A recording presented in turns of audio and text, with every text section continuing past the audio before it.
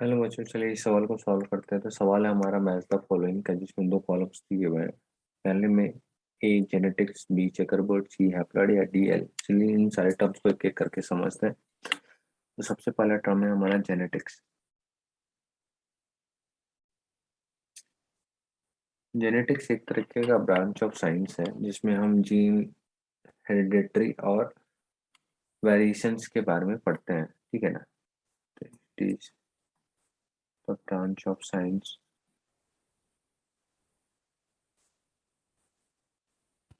in which we study gene, genetics,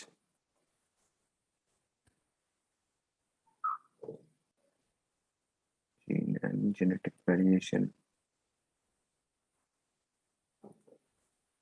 and heredity. ठीक है। Next है हमारा चेकर बोर्ड।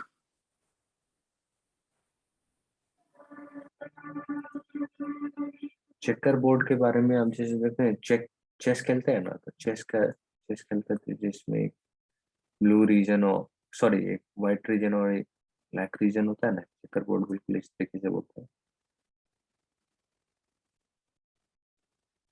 इसमें एक व्हाइट रीजन हो गया, एक ब्लैक रीजन, बिल्कुल चेस के बोर्ड को बोलते हैं। ठीक है ना। तो उसी तरीके से जब हम पन्नेट स्क्वायर बनाते हैं ना, पन्नेट स्क्वायर भी बिल्कुल चेस बोर्ड के ही जैसा होता है। इसमें क्या होता है कि एक साइड हम रोज, दूसरे साइड कॉलम्स है। ठीक है ना। तो और इसमें क्या होता है कि हम अपने जो भी कैरेक्टर्स है, ठीक है ना, कैरेक्टर्स है, कैरेक्टर के जीन्स है, ठीक है ना, वो इस साइड लिखते हैं और इस साइड लिखते हैं, और उस साइड इनका जो पॉसिबल आउटकम्स आता है वो यहाँ पे लिखते जाते हैं। ठीक है ना। Possible outcomes. ठीक है ना। किस तरीके से रिकॉम्बिनेशन हो रहा है, किस तरीके से क्या रिकॉम्बिनेंट जीन बन रहा है, उनके पॉसिबल आउटकम्स हम लोग यहाँ पे लिखते लिखते जाते हैं। ठीक है ना। तीसरा है हैप्लॉइड। हैप्लॉइड मतलब half set of single set of chromosome. ठीक है ना। सिंगल सेट ऑफ क्रोमोसोम बोलते हैं। तो एक नॉर्मल जो ह्यूमन बीइंग है या फिर एक नॉर्मल है एनिमल है, वो डिप्लॉयड होता है। डिप्लॉयड मतलब उसके पास दो सेट ऑफ क्रोमोसोम होते हैं। ठीक है ना। जैसे कि यहाँ पे एक नॉर्मल है, ठीक है ना, यहाँ पे दो होमोलोगस क्रोमोसोम हो गए ना। ठीक है ना। तो डिप्लॉयड होते हैं, उनके पास टू एन यानी कि टू सेट ऑफ क्रोमोसोम होते हैं।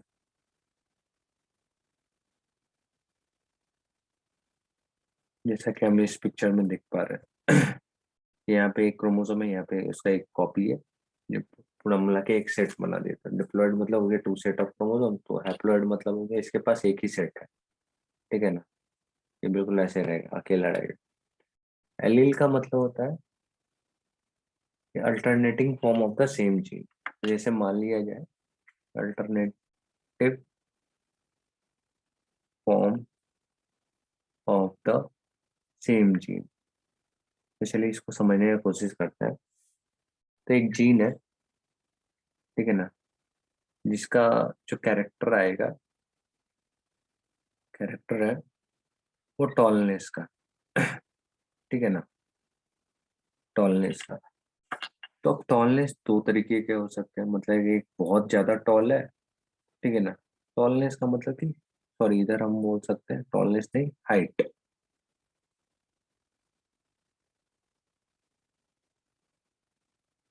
हाइट। ठीक है ना। तो एक टॉल है और एक शॉर्ट है। ये दो तरीके के हाइट आएगा। ठीक है ना। तो है तो ये जीन कैरेक्टर का हमारा जो है हाइट का ही, लेकिन फिर भी हमको इसमें वेरिएशन देखने को मिल रहा है कि एक बहुत ज्यादा बड़ा है, एक छोटा है, ड्वार्फ है। ठीक है ना।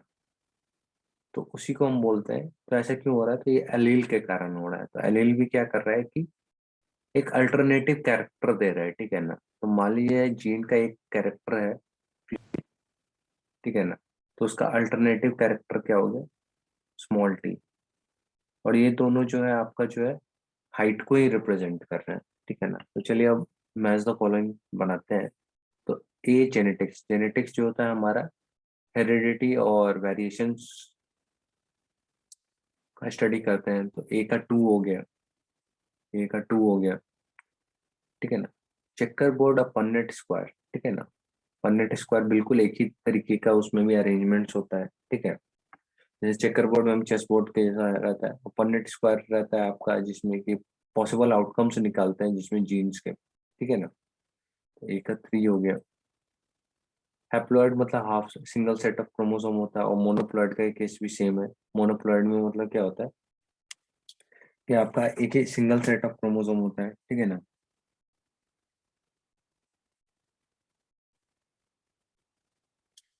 और एलील्स, एलील्स का क्या है कि alternative form of the same thing. तो यहाँ पे दिया हुआ है कि लास्ट में बचा factor which control contrasting expression of a character. तो यहाँ पे जैसे एक सिंगल कैरेक्टर है जो हमारा हाइट है, उसका कॉन्ट्रास्टिंग एक्सप्रेशन हो रहा है ना। कॉन्ट्रास्टिंग एक्सप्रेशन कैसा है कि एक साइड टॉल तो बन रहा है, दूसरे साइड उसका शॉर्ट भी बन रहा है, ठीक है ना। तो टॉल मान लिया टी के साथ आ रहा है, तो उसका अल्टरनेटिव एलील जो है स्मॉल टी, वो शॉर्ट को शॉर्ट एक्सप्रेशन कर रहा है, ठीक है ना। शॉर्ट शॉर्ट हाइट के लिए एक्सप्रेशन कर रहा है। तो हमारा जो हो गया सी जो हो गया 1, और डी जो हो गया 4। तो option 2, 3, 1, 4 A is the correct option of this match of the following.